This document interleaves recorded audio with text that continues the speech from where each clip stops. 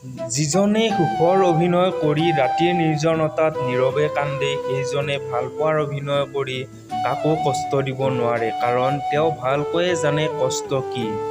আমাৰ সকলোবোৰ সপোন পূৰ নহয়, কিন্তু তাৰ পিছতো সদায় ৰাতি আকৌ এটা নতুন সপোন আহি দেখা দিয়েহি।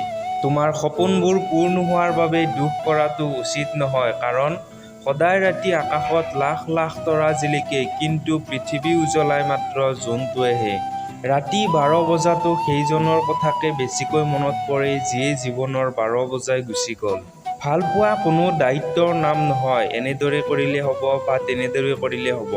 ভালপোৱা হ'ল বতাহৰ দৰে, অকণমান ঠাই পালে দখল কৰি লয় মনৰ সকলো ঠাই। কাৰোবাৰ পৰা যদি কেতিয়াবা কষ্ট পাইছিলা, তুমি তাক কষ্ট দিবলৈ নাযাবা। চাবা এদিন সেইজনে তোমাৰ পৰা পোৱা সুখৰ মুহূৰ্তবোৰ মনত পেলাই কান্দিব। বাস্তৱ সত্যটো হ'ল তুমি যিজনৰ কাৰণে কান্দিবা সেইজনে এদিন তোমাৰ কথা আনৰ আগত কৈ হাঁহিব।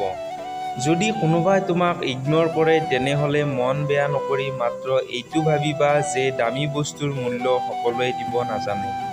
যিমানে মানুহ চিনিব পাৰিবা সিমানে অকলে থকাৰ ইচ্ছা বাঢ়ি যাব।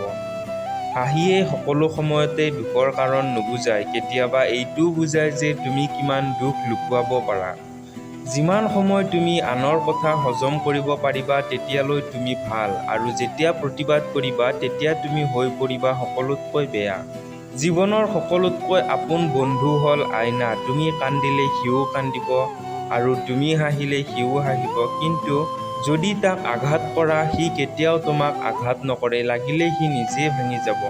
কাৰোবাক যদি সঁচাকৈয়ে ভাল পোৱা তেনেহ'লে তাক হাজাৰ ব্যস্ততাৰ মাজতো অকণমান সময় দিবা।